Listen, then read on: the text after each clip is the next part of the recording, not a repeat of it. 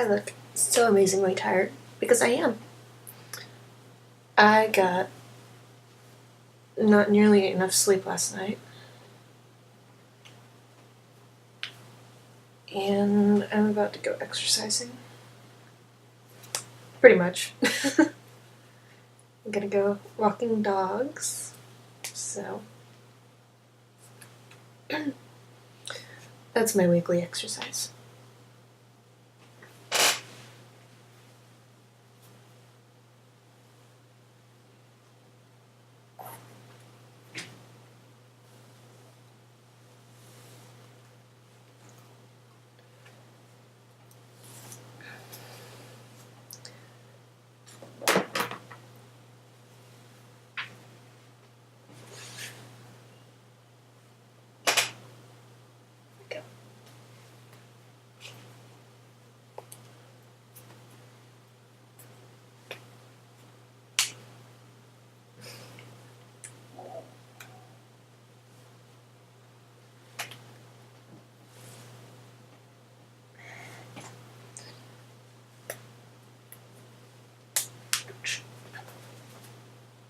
So I did some actual research finally. I've been meaning to do this for a while. And I looked up Locks of Love on Wikipedia, which is the most, of course, reliable source of information on the internet. But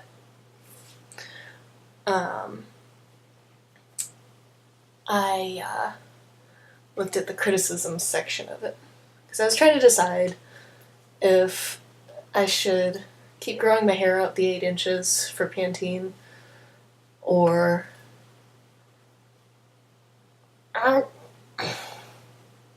if I should just donate it now to Locks of Love, because I'm getting a little bit tired of my hair. But,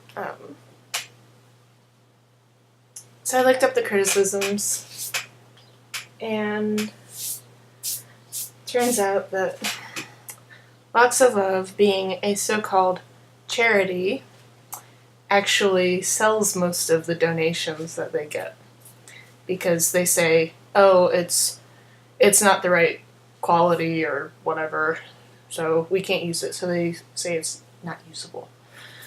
So they sell it to other wig manufacturers, and they make it into wigs. So, yeah. I don't think that's very cool. I'm not gonna give somebody my hair so that they can sell it. I'm donating it so that they can make it into something that somebody can use, and it can be for actual charity, because that's what it's supposed to be. So I'm not donating to Locks of Love. I'm donating to Pantene Beautiful Lengths, like I did last year. And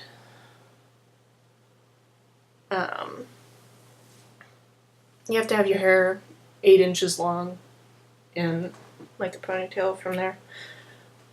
But mine isn't quite long enough like that. It's long enough like this, but then I'd have like no hair left over. So, where'd my ruler go?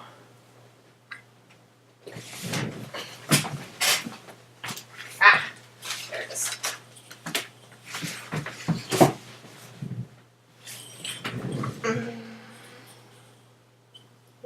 I think I have enough.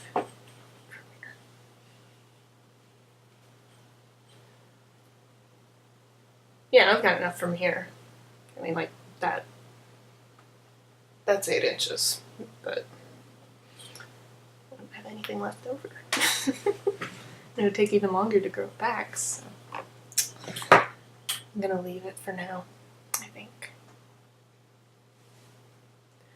So yeah, if you're thinking about donating hair to a charity, don't donate to Locks of Love. They're a bunch of assholes. Just don't do it.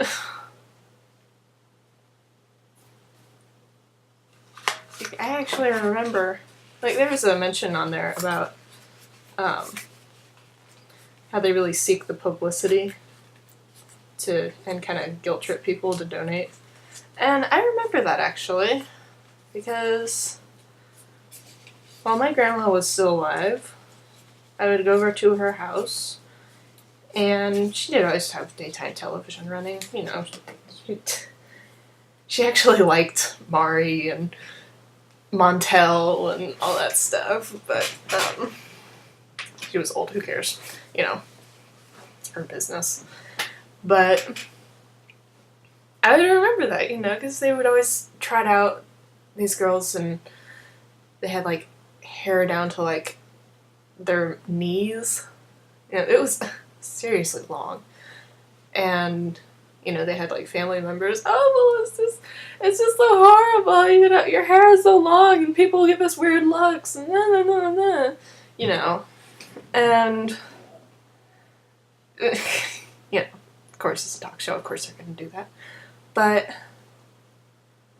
so they would bring out their hairdressers, and all the while the people were getting their hair cut, they would be like, now this is all going to charity. It's all going for a good cause, and cancer patients are going to get it. Well, for one thing, they don't usually go to cancer patients. That's just the popular disease, which I find to be kind of an abusive tragedy, you know? I'll bring that page up now. So that I can just read it. And yeah, my keyboard is seriously loud. It's so loud.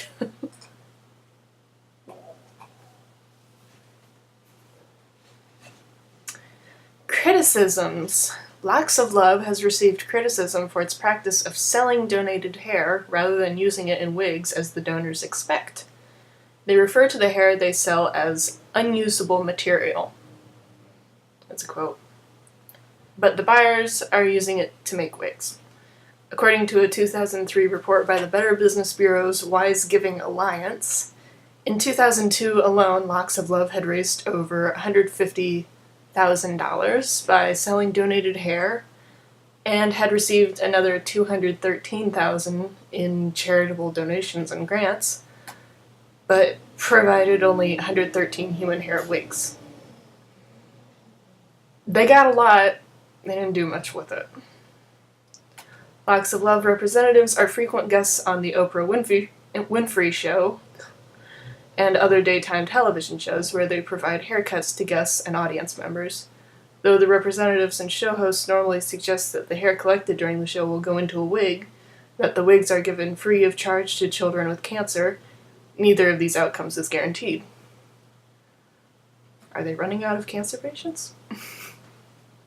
The organization was formed to help people with the illness alopecia, not necessarily to help cancer patients. Now, I don't know anything about that disease. I'm going to look it up in a second. But do what you say you're going to do, you know? Maybe that disease needs more attention. You know, why couldn't they just say that? Why couldn't they just say that one instead of cancer? Oh, right, because cancer is popular. All right, alopecia. Let's look it up. Alopecia is the medical description of loss of hair from the head or body, sometimes to the extent of baldness. Unlike the common aesthetic depilation of body hair, alopecia tends to be involuntary and unwelcome. For example, androgenic alopecia. However, it also may be caused by a psychological compulsion to pull out one's own hair. I'm not going to pronounce that. Or the unforeseen consequences of voluntary hairstyling routines,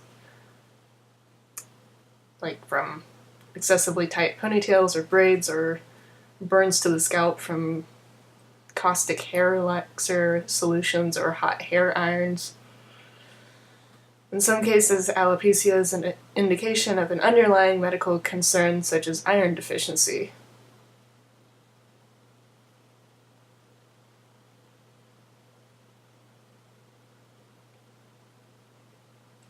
When hair loss occurs in only one section, it is known as alopecia areata. This is the most common form of the disease and is consistent with sudden loss of hair, causing patches to appear on either the scalp or other bodily areas. If left untreated, or if the disease does not respond to treatment, complete baldness can result in the affected area, known as alopecia totalis. Alopecia universalis is when the entire body suffers from complete hair loss and is similar to the effects associated with chemotherapy.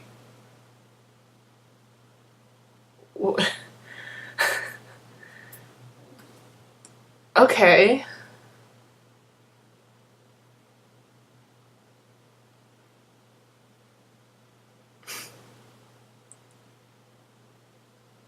That would really suck for anybody who has it. But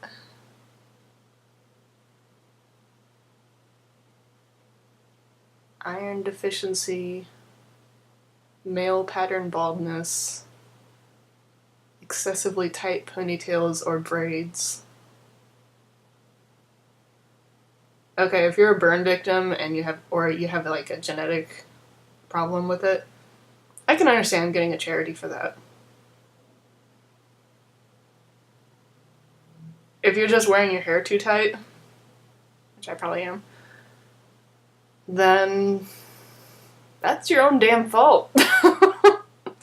I'm sorry, but it is.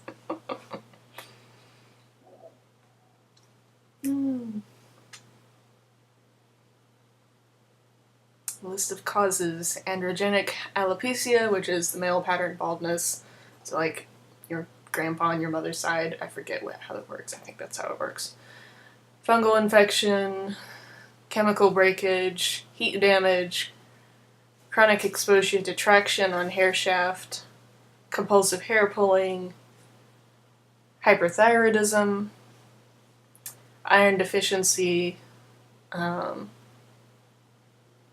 something resulting from physical or psychological stress, hereditary disorder, secondary syphilis, some other diseases, adverse effect from certain drugs such as chemotherapy, radiation therapy, or other radiation exposure.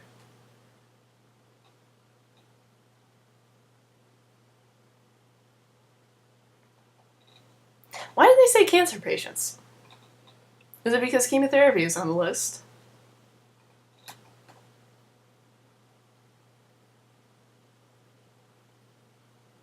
I'm sticking with Pantene.